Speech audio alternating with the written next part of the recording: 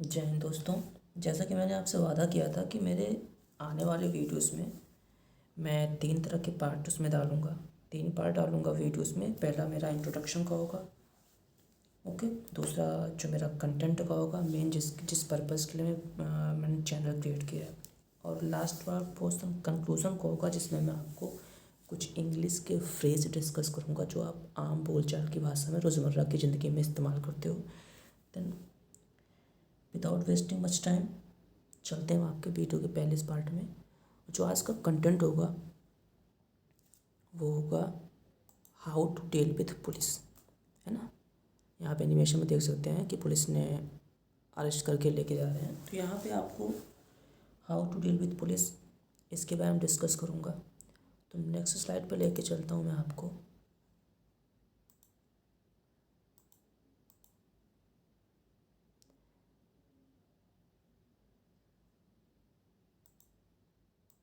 Just wait, software में थोड़ा सा इशू आ रहा है।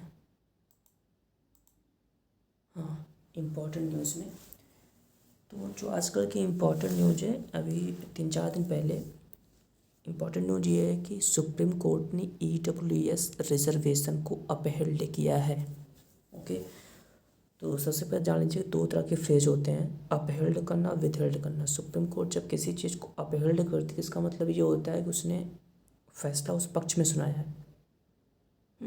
अगर विथहोल्ड करती यानी उसको उसने रख लिया, उसको उसने रोक दिया, स्टे लगा दिया, वो फैसला उसके पक्ष में ना सुना के उसके विपक्ष में कर रही है। तो सुप्रीम कोर्ट ने अपहेल्ड किया, यानी कि जो EWS रिजर्वेशन 103rd अमेंडमेंट के थ्रू गवर्नमेंट ने इनेक्ट किया था, उसको सुप्रीम कोर्ट ने अपहेल्ड कर दिया था, ठीक है, अपहेल्ड कर दिया है।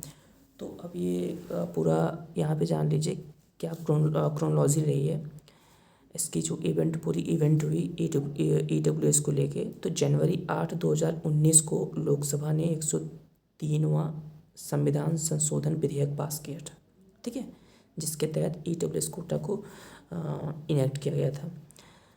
और जनवरी 9 में ये राज्यसभा में पास हो गया। जैसे कि बिल पास होने का 3 स्टेप होता है ना, पहले लोकसभा में पास होगा, फिर राज्यसभा में पास होगा, फिर राष्ट्रपति उसको उसमें सिग्नेचर करके उसको एसेंट कर देंगे, तो बिल क्या बन जाता है, कानून बन जाता है। तो जनवरी 9 को राज्यसभा में बिल पास हो गया।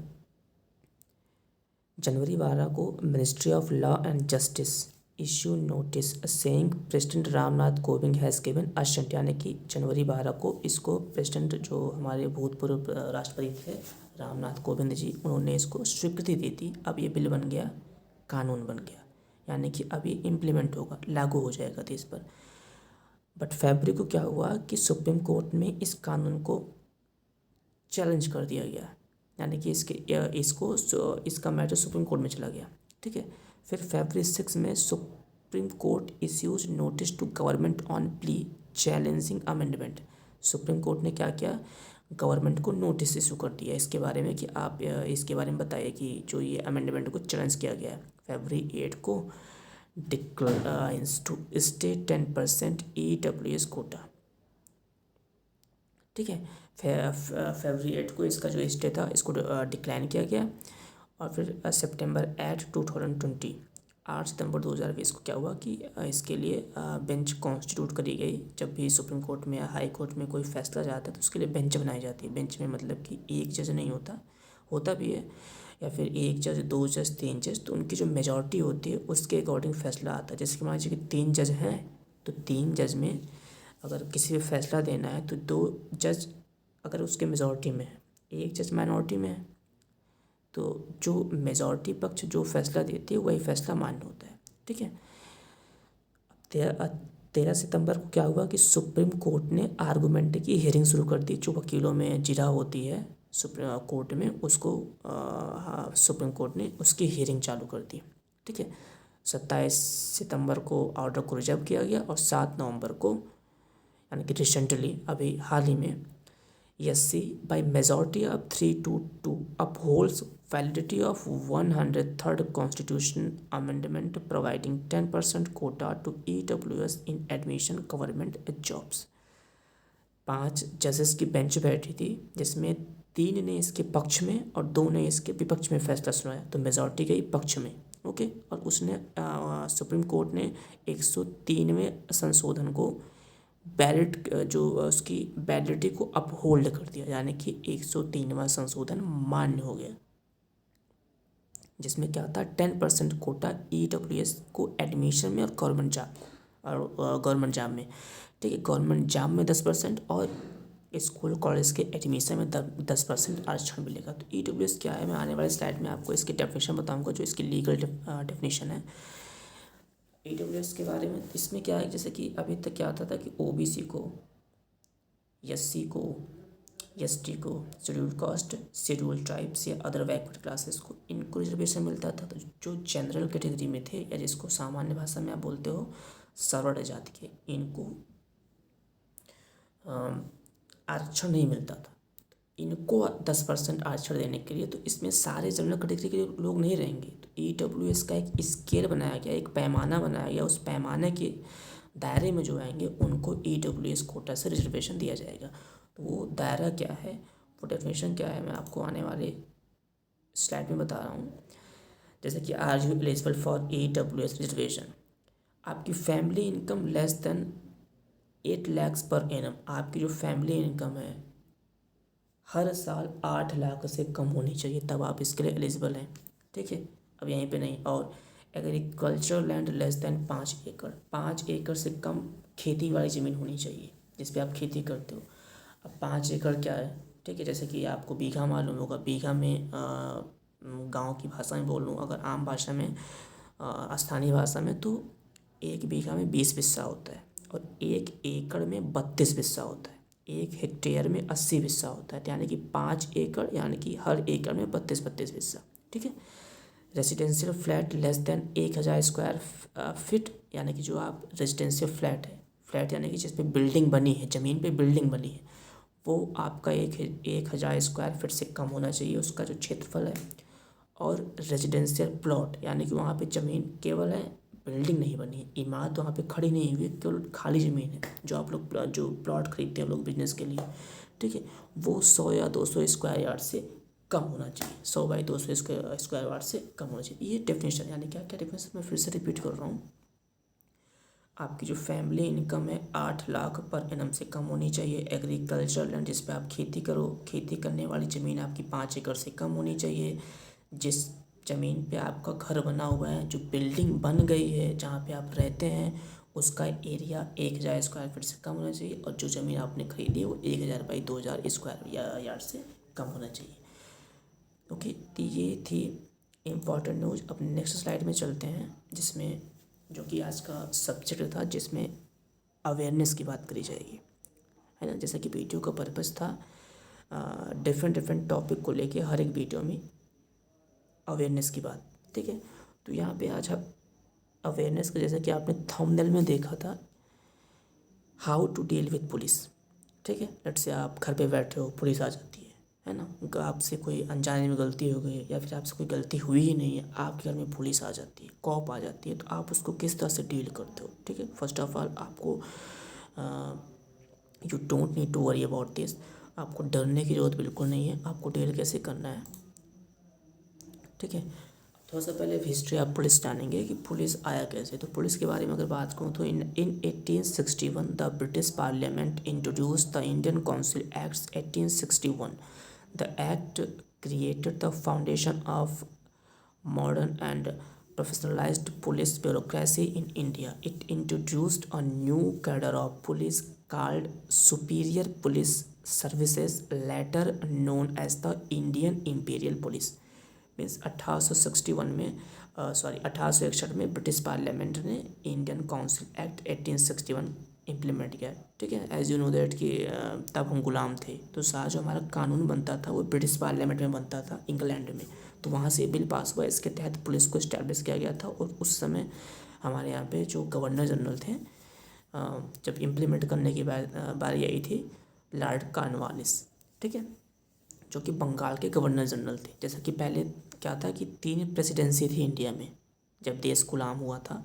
एक बंगाल प्रेसिडेंसी थी, ठीक है, एक चेन्नई प्रेसिडेंसी थी, और एक आपका चेन्नई को मद्रास भी बोलते हो, और दूसरा आपका बॉम्बे प्रेसिडेंसी थी। तो हर प्रेसिडेंसी के अलग अलग गवर्नर जनरल होते थे, ठीक है। तो जो बंगाल के गवर्नर जनरल थे, सॉरी, हर प्रेसिडेंसी के गवर्नर होते थे, नॉट गवर्नर जनरल, ठीक है। बाद में बंगाल के गवर्नर को गवर्नर जनरल बना दिया गया, है ना। ये इतिहास की बात है, इसमें मैं ज़्यादा डीप में नहीं जाऊँगा।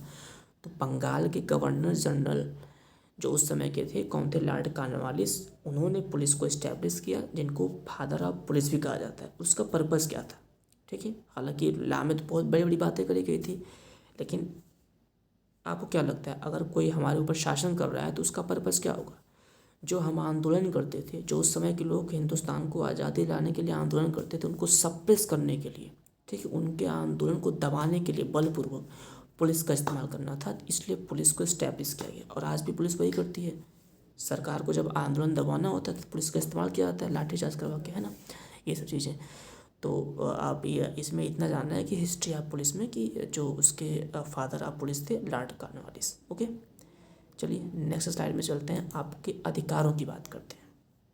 अधिकारों पे जाने से पहले थोड़ा सा जान लेते हैं कि पुलिस क्या होती है, कि पुलिस के ड्यूटीज़ क्या होते हैं। जो इसमें जो कुछ भी थोड़ा सा ब्लर है, दिख नहीं रहा है, बट पुलिस का जो काम है, कि पुलिस का काम पनिशमेंट देना नहीं है, पुलिस का काम सज़ा देना नहीं है। पुलिस क्या करता है, एक मीडिएटर की भूमिका अदा करता है क्रिमिनल और कोर्ट के बीच में, ठीक है। पुलिस क्या करता है कि सज़ा देने का काम कोर्ट का होता है, दोषी सिद्ध करना, मुजरिम सिद्ध करना, ठीक है, सज़ा देना, ये सब कोर्ट के अंडर में होता है, ठीक है।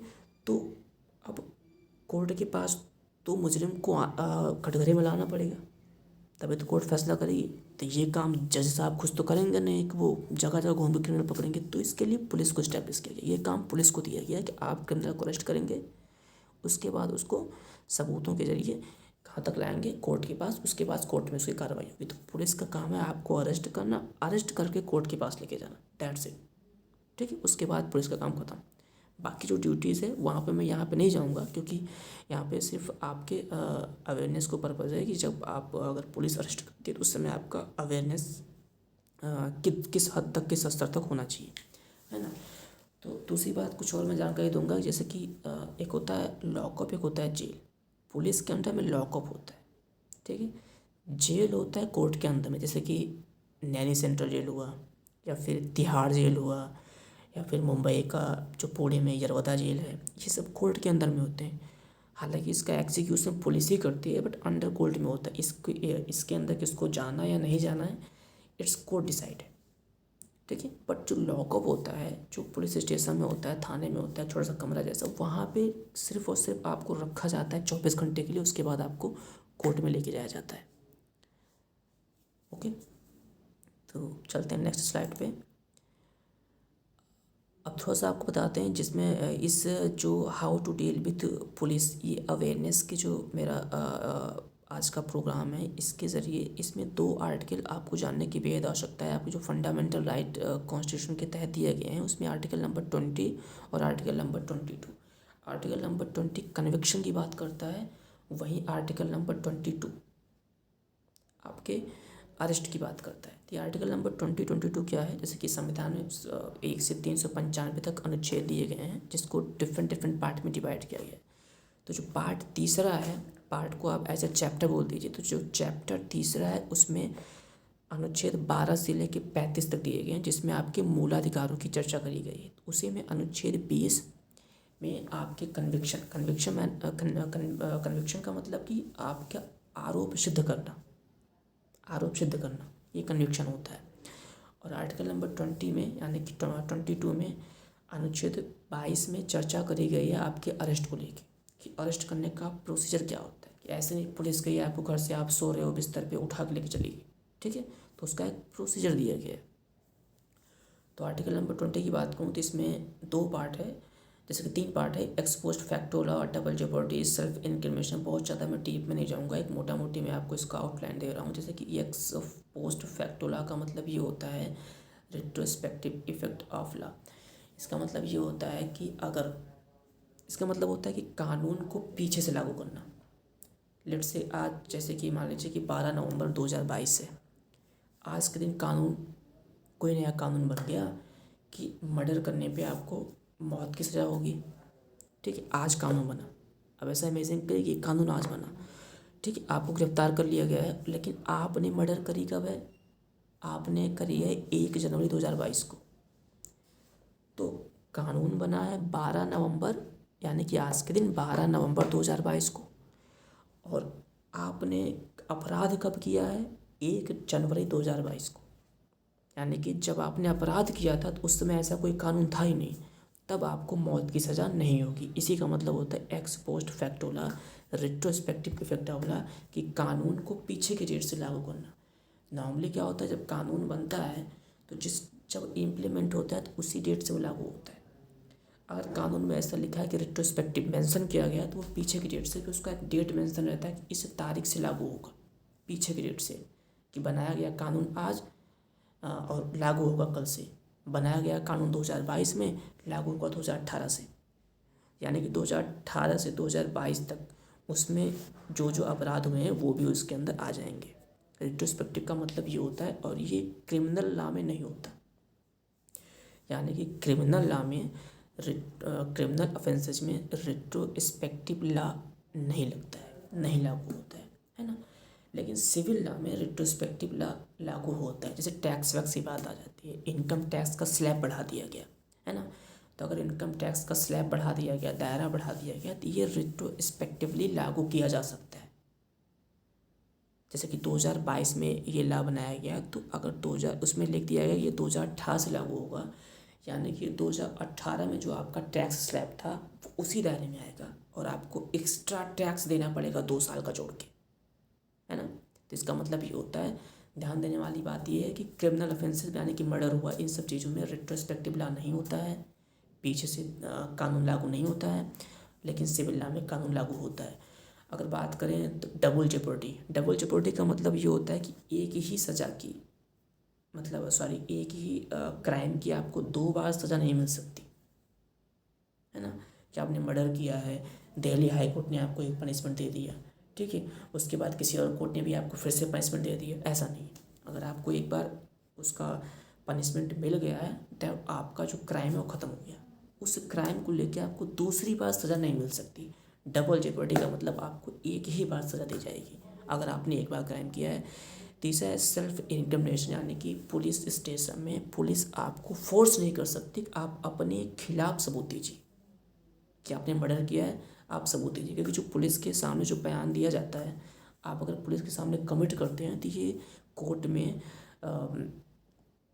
मान्य नहीं होता है, ठीक है, कोर्ट में एडमिसिबल नहीं होता है।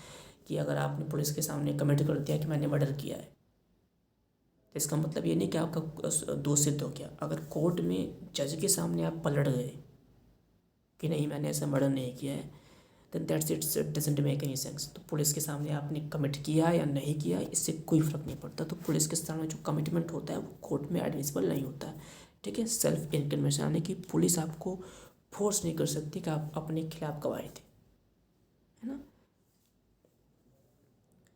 चलिए नेक्स्ट स्लाइड में चलते हैं, और यहाँ पे बताते हैं आपको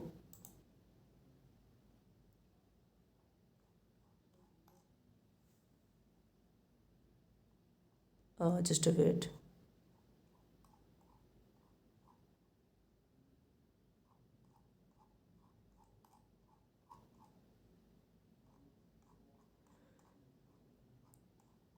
अब जो मेन पर्पज़ है, जो इस वीडियो का एक इम्पॉर्टेंट स्लाइड है,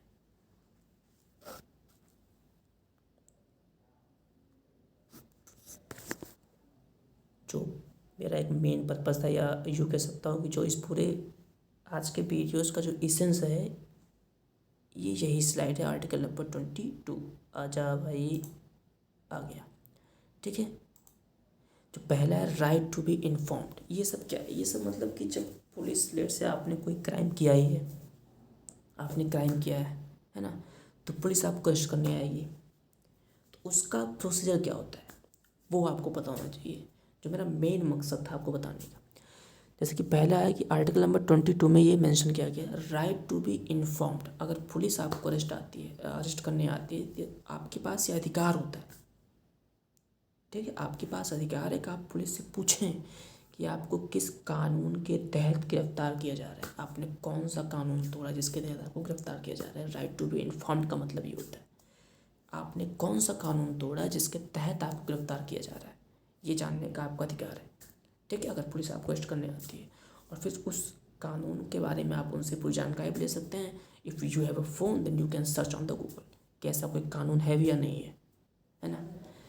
अब दूसरा आपका ये कि right to consult and be defended. अगर आपको पता लग गया कि हाँ भाई ऐसा कोई कानून है मैंने तोड़ा है, तब आपके पास क्या अधिकार होता है कि आप एक वकील हायर कर सकते हैं अपने लिए। ठीक है, कानूनी सलाह के लिए अगर आपको कानून के बारे में जानकारी नहीं है तो आप एक वकील हायर कर सकते हैं उनसे कंसल्ट करने के लिए।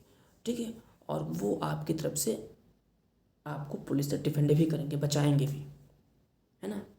यानी कि पुलिस आपके साथ कोई गैर कानूनी काम ना कर सके, कि हो सकता है कि आपको कानून की जानकारी ना हो।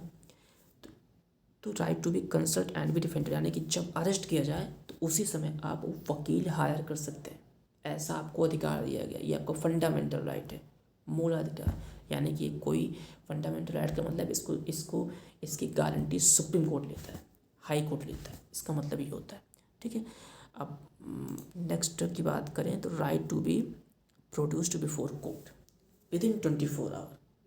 लेट से आपको पुलिस अरेस्ट करके ले गई, आपने वकील के लिए भी कर लिया, ठीक है, तो आपको पुलिस क्या करेगी, लॉकअप में डाल देगी।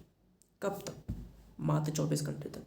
यानी कि आप सिर्फ और सिर्फ 24 घंटे तक लॉकअप में रहेंगे। उसके बाद पुलिस को आपको कोर्ट में पेश करना ही होगा।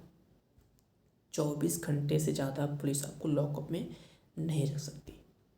ओके, तो आप इसको काउंट भी करते रहेंगे। 24 घंटे हो गया तो आप बोल सकते हैं कि 24 घंटे का टाइम हो गया, मुझे कोर्ट के सामने पेश किया जाए। अब क्या होता है, जब 24 घंटे आपको कोर्ट में रखा गया, राइट टू बी रिलीज्ड, यानी कि अब 24 घंटे के बाद आपको मजिस्ट्रेट कोर्ट में लेकर जाया जाएगा। अगर मजिस्ट्रेट कोर्ट ने ऐसा नहीं कहा कि आप इनको अरेस्ट करके रखो, पुलिस कस्टडी में रखो, तो पुलिस को आपको छोड़ना पड़ेगा। यानी कि अगर मजिस्ट्रेट कोर्ट ने ऐसा बोल दिया कि आप इनको छोड़िए, तो अब तक पुलिस को आपको छोड़ना पड़ेगा। यानी कि आप ज़्यादा से ज़्यादा 24 घंटे तक अरेस्ट हो सकते हैं पुलिस के पास, अदरवाइज़ नहीं। ठीक है, हालांकि ये जो है ये नॉर्मल केसेस में है, जो ये जो मैं बता रहा हूँ आपको, ये नॉर्मल केसेस में है। क्योंकि केसेस दो तरह के होते हैं, एक होता है पनिटिव, एक होता है प्रिवेंटिव। तो ये पनिटिव के लिए है, यानी कि क्राइम करने की बाद की सीन है। और जो प्रिवेंटिव होता है, जो कि बहुत ही सुनने में तो काफ़ी अच्छा लगता है, मधुर लगता है, बढ़िया लगता है, बट ये बहुत ज़्यादा लीथल होता है। प्रिवेंटिव में जब पुलिस को शक होता है कि आप हो सकता है कोई क्राइम करें आगे, उसके तहत गिरफ्तार करती है, तो इसमें आपके सारे राइट ख़त्म हो जाते हैं। फिर उसमें 24 घंटा नहीं, आपको 3 महीने तक जेल में रखा जाता है। और 3 महीने तक पुलिस आपके साथ क्या करी वो आपकी जानिए। ठीक है, वो बड़े बड़े केसेज होते हैं, जैसे कि कोई टेररिस्ट एक्टिविटीज़ होने वाला है, ठीक है, कोई आतंकवादी हमला होने वाला है, तो किसी आतंकी के ऊपर शक हो गया तो उसको प्रिवेंटिव डिटेंशन के तहत गिरफ्तार किया जाता है। फिर वहाँ पे जो ये राइट है, right to be informed, right to consult, right to be produced before court with 24 hour, right to be released after 24 hour, ये सारे आपके जो अधिकार हैं ये नेस्त नाबूद हो जाते हैं। ये अधिकार आपके पास नहीं रहते हैं बिल्कुल भी, है ना। तो वो बहुत ही बड़े केसेस हैं, तो उसके लिए मैं आपको अवेयर नहीं कर रहा हूँ, तो वो आउट ऑफ टॉपिक है, उस पर आप फोकस मत करिए। क्योंकि आई होप कि आपसे छोटी मोटी गलतियाँ ही होगी, है ना। तो उसके लिए आपके पास ये अधिकार आपको जानने चाहिए कि राइट टू बी इन्फॉर्म्ड, यानी कि आपको जानने का अधिकार है किस कानून के तहत आपको गिरफ्तार किया गया। Right to be consult and be defended, आपको वकील करने का अधिकार है, आप वकील हायर कर सकते हैं, उसके तहत आपको डिफेंड किया जाएगा, वकील आपको डिफेंड करेगा। ठीक है, और आपको 24 घंटे के अंदर कोर्ट में प्रोड्यूस करना होगा। 24 घंटे के अंदर, यानी कि 24 घंटे से ज़्यादा देर नहीं होना चाहिए। और अगर मजिस्ट्रेट ने आपके कोर्ट को स्टे नहीं, आपके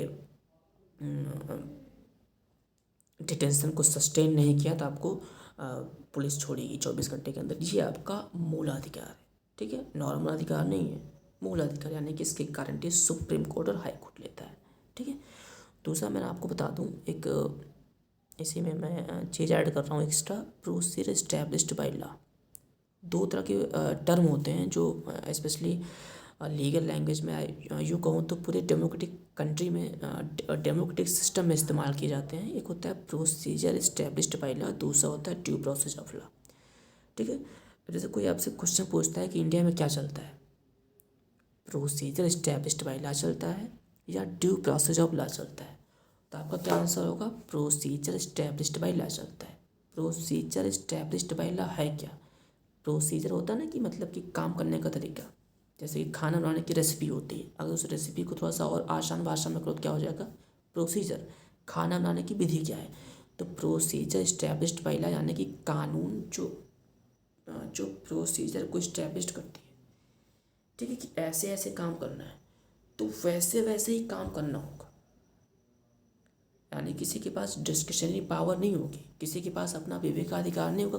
कोई अगर सरकारी अधिकारी है तो उसके पास अपना विवेकाधिकार नहीं होगा इस क्षेत्र में, कोई जैसे चाहे वैसे काम करेगी, नहीं, जैसा कानून के अंदर लिखा गया उसको वैसे काम करना होगा। इसी का मतलब होता है प्रोसीजर इस्टेब्लिश्ड बाय लॉ। उसको मैं एक एग्जांपल समझा रहा हूँ, जैसे कि लेट्स से इस ये देखिए, प्रोसीजर इस्टेब्लिश्ड बाय लॉ की कोई एग्जैक्ट डेफिनेशन नहीं है, इसमें 3 स्टेप होते हैं, है ना। पहला स्टेप होता है कि आपका, जैसे पहला स्टेप होता है कि इसमें जब आपको पुलिस अरेस्ट करके ले गई, ठीक है, पुलिस अरेस्ट करके ले गई कोर्ट में, तो कोर्ट पहला सवाल पूछेगा पुलिस से कि लॉ क्या है, कानून क्या है, मतलब कौन सा कानून तोड़ा इन्होंने, ठीक है। तो पुलिस उनको कानून बताएगी, लॉ बताएगी, इस लॉ के तहत इनको गिरफ्तार किया गया है। अगर वो लॉ है तब नेक्स्ट स्टेप में जाएंगे, सेकंड स्टेप में। अगर लॉ नहीं है तो वहीं पे उसको छोड़ दिया जाएगा, कोर्ट पुलिस को फटकार लगाएगी और अपराधी को छोड़ दिया जाएगा, ठीक। अब मान लीजिए कानून है, कानून टूटा है, तब कोर्ट आएगी सेकंड स्टेप पे, ठीक है।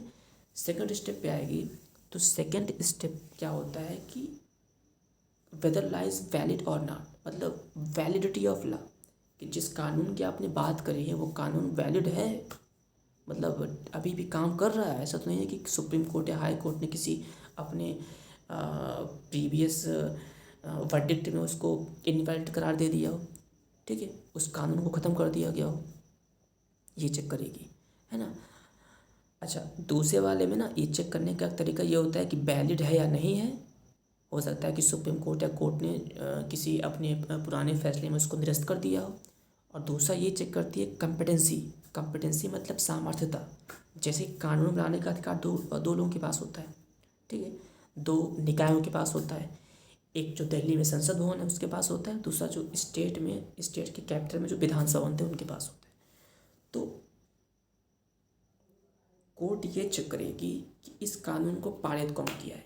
चलिए, हो सकता है इस कानून को विधानसभा ने पारित किया है, विधानसभा ने पारित किया तो कोर्ट ये चेक करेगी क्या विधानसभा के पास अधिकार था ऐसा कानून पास करने के लिए। पता लगा हाँ भाई अधिकार था, तब ठीक है। अब पता लगा कि अधिकार नहीं था, अधिकार नहीं था तो विधानसभा ने कानून पारित कर दिया तो मतलब कि कानून ख़त्म है, तब भी वो क्या करेगी, कोर्ट क्या करेगी, जो अपराधी है उसको छोड़ देगी, क्योंकि विधानसभा के पास इस विषय पे कानून बनाने का अधिकार नहीं था, तो विधानसभा ने कानून कैसे बनाया, इसके तहत उस अपराधी को छोड़ दिया जाएगा। यानी कि पहले स्टेप में चेक करेगी कि व्हाट इज़ लॉ, लॉ क्या, यानी कि कानून क्या जिसके तहत आपने गिरफ्तार किया। दूसरे स्टेप में चेक करेगी कि वेदर लॉ इज़ वैलिड और नॉट, मतलब किसी किसी पहले के फैसले में सुप्रीम कोर्ट या हाई कोर्ट ने उस कानून को निरस्त तो नहीं कर दिया गया। अगर कानून निरस्त हो गया है तब अपराधी को छोड़ दिया जाएगा। अब इसी में एक स्टेप और देखते हैं, ये आप कह सकते हैं कि ये स्टेप ए हो गया और फिर दूसरा हो गया ये स्टेप बी, ठीक है। इसको मैं ब्रैकेट में करता हूँ। स्टेप बी में ये देखेंगे कि कॉम्पिटेंसी, सामर्थ्यता, कि विधानसभा ने कानून पारित किया उस विषय पे, क्या विधानसभा के अंडर में था। अच्छा, ये विधानसभा के अंडर में था या नहीं था ये कैसे जानेंगे आप, ये कोर्ट कैसे जानती है। आपने देखा होगा कि कॉन्स्टिट्यूशन में कुछ विशेष चीज़ों को अनुसूचियों के अंदर डाला गया है, शेड्यूल में, ठीक, ऐसी 12 अनुसूचियाँ हैं, है ना। तो 7वें अनुसूची में ये चीज़ बताया गया है कि किस विषय पे कौन कानून बनाएगा, विधानसभा बनाएगी या दिल्ली का संसद बनाएगा। तो 7वें अनुसूची में जो विषय हैं उसको 3 भागों में बांट दिया गया है। पहला संघ सूची, यानी कि इसमें जो भी विषय दिए गए हैं इस पे कानून बनाने का अधिकार सिर्फ और सिर्फ केंद्र सरकार के पास होगा, यानी कि दिल्ली में बनेगा। कोई विधानसभा, यानी कि आपके लखनऊ की विधानसभा इस पे कानून पारित नहीं कर सकती है, ठीक है, इन नॉर्मल केसेस। दूसरा होता है आपका स्टेट लिस्ट या राज्य सूची। इस पे जो विषय मेंशन है इस पे राज्य सरकार कानून बना सकती है, यानी कि लखनऊ की असेंबली या योगी आदित्यनाथ जी इस पे कानून बना सकते हैं, ठीक है। नरेंद्र मोदी इस पे कानून नहीं बनाएंगे, ठीक है। नेक्स्ट में अगर आऊँ, तीसरा होता है समवर्ती सूची या फिर कंकरेंट लिस्ट। इस पे जो भी विषय मेंशन है इस पे दोनों लोग कानून बना सकते हैं, यानी कि दिल्ली भी कानून बना सकती है और आपकी Lucknow assembly, Patna assembly, Agartala assembly, ठीक है, या फिर देहरादून असेंबली, ये सब उस पर कानून बना सकते हैं, ठीक है। यानी कि अगर मैं उत्तर प्रदेश की बात करूँ तो उत्तर प्रदेश में अगर समवर्ती सूची में कंकरेंट लिस्ट में कोई भी सब्जेक्ट मेंशन है इस पर मोदी जी भी कानून बना सकते हैं और योगी जी भी कानून बना सकते हैं, ठीक है। In the case of conflict, मान लीजिए कि दोनों लोगों ने कानून बना दिया, ठीक है, दोनों में लड़ाई हो गई, तब जीतेगा कौन? नरेंद्र मोदी, ऐसा पता है। मतलब जो केंद्र का कानून होगा वो जीत जाएगा और राज्य का कानून निरस्त हो जाएगा, अगर दोनों में लड़ाई होती है तब, है ना। तीसरा स्टेप होता है कि जो कानून में जो प्रोसीजर दिए गए हैं उसको फॉलो किया गया या नहीं किया गया। हर कानून में प्रोसीजर दिया जाता है कि इस ऐसे ऐसे काम करना है, तो वैसे वैसे पुलिस ने काम किया या नहीं किया, या फिर बस कानून का हवाला देकर गिरफ्तार कर लिया, ठीक है, इसको देखेगी। अगर ये भी नहीं फॉलो हुआ है तो उसको छोड़ देगी। अब यहाँ पे क्या होता है, यहीं पे ख़त्म हो जाता है, 3 स्टेप के बाद ख़त्म हो जाता है, प्रोसीजर स्टेब्लिश्ड बाय लॉ यहाँ पे ख़त्म हो जाता है। अब इसी को मैं एक एग्जांपल समझाने की कोशिश कर रहा हूँ। जैसे कि मान लीजिए आपने सुना होगा कि article I think 69A, sorry clause 69A, ये है इन IT एक्ट का, IT एक्ट 2000 का clause 69A, I think it is 66, it's a little confusing, 66, जिसमें क्या है कि इस कानून को सुप्रीम कोर्ट ने निरस्त कर दिया है, लेकिन उसके बाद भी इस पर गिरफ्तारियाँ हो रही हैं, है ना। तो इस कानून के तहत अगर गिरफ्तारियाँ होती हैं तो ये कानून क्या है कि अगर आप कोई फेसबुक, व्हाट्सअप इस पर कोई इस तरह का मैसेज करते हो कि जहाँ पे 2 गुटों में झड़प हो जाए, है ना, 2 गुटों में हिंसा भड़क जाए, तो इस तरह के चीज़ों पे आपको इस कानून, इस धारा के तहत गिरफ्तार किया जाता है, लेकिन सुप्रीम कोर्ट ने इसको निरस्त कर दिया गया है ना। तो ये एक एग्जाम्पल है। अब नेक्स्ट स्लाइड में आपको यहाँ पे ये जो अवेयरनेस का मेन कंटेंट वाला इशू था ये ख़त्म होता है। नेक्स्ट स्लाइड होगा आपका इंग्लिश फ्रेज को लेके। तब यहाँ पे मैं थोड़ा सा ये भी बता देता हूँ कि सबसे पहले तो आप कोशिश करें कि आपसे कोई गलती ही ना हो, है ना। सबसे पहले तो आप कोशिश करें कि आपसे कोई गलती ना हो। उसके बाद सामने कोई भी इंसान खड़ा हो आप उससे डरो ही मत, क्योंकि क्या है, ये डेमोक्रेसी है, प्रजातंत्र है, ठीक है। प्रजातंत्र का मतलब क्या होता है, मैं प्रजातंत्र में भी एक वीडियो बनाऊंगा, सेपरेट वीडियो, कि प्रजातंत्र और लोकतंत्र का मतलब क्या होता है, ठीक है। यानी कि आपका शासन चल रहा है, तो अगर आपसे कोई गलती नहीं हुई हो, आपसे कोई गलती नहीं हुई है जाने अनजाने में, तो आपको डरने की ज़रूरत नहीं है। लेकिन अगर आपसे गलती भी हुई है तो आपके पास कुछ अधिकार हैं, उस अपने अधिकारों को जानें, अपने अधिकारों को पहचानें, उसके ज़रिए खुद को जागरूक करें, और जो भी समस्या आपको आपके पब्लिक लाइफ में, आपकी निजी ज़िंदगी में आती है, आप उससे उसको निदान करके उससे निजात पाने की कोशिश करें, ठीक है। एक बार मैं फिर से रिपीट कर रहा हूँ, जो इस पूरे वीडियो का जो एसेंस था यही 4 लाइन थी। राइट टू बी इन्फॉर्म्ड, अगर आपको गिरफ्तार किया जाता है, किस कानून के तहत गिरफ्तार किया जाता है, आप उनसे पूछें कि आप मुझे किस कानून के तहत गिरफ्तार कर रहे हैं, और फिर अगर आपके पास फ़ोन है तो उस कानून को तुरंत अपने गूगल पे डाल के चेक करें कि ऐसा कोई कानून है या नहीं है, फिर उसका प्रोसीजर क्या है, उसमें क्या क्या डेफिनेशन दी गई है, आप उसको चेक कर सकते हैं। क्योंकि सारा काम शब्दों से होता है, जो कानून में जो शब्द लिखे गए हैं उसी शब्द के तहत ही सारा काम होता है। फिर right to consult and be defended, आपको वकील हायर करने का अधिकार होता है, वो आपको बचाएगा, ठीक है। 24 घंटे के अंदर अंदर आपको कोर्ट में पेशी करने का, पेश होने का अधिकार होता है ना। और 24 घंटे में अगर सुप्रीम कोर्ट, कोर्ट ने, मजिस्ट्रेट कोर्ट ने उसको सस्टेन नहीं किया तो आपको रिलीज कर दिया जाएगा, ये आपके पास अधिकार होता है। तो अपने इस अधिकारों को जानें। और नेक्स्ट स्लाइड मेरा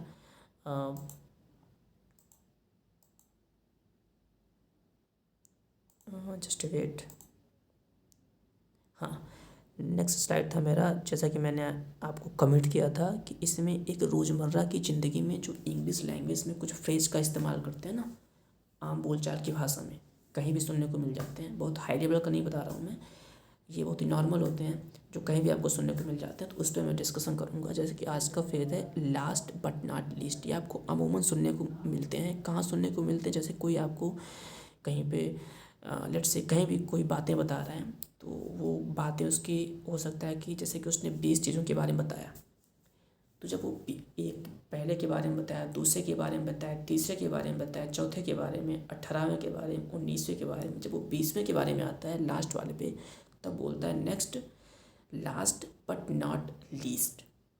लास्ट बट नॉट लीस्ट, इसका मतलब क्या होता है? ठीक है, यहाँ पे दो वर्ड हैं जिस पे आपको फोकस करना है, लास्ट लीस्ट। लास्ट बताता है कि आपका जो ऑर्डर है वो लास्ट है।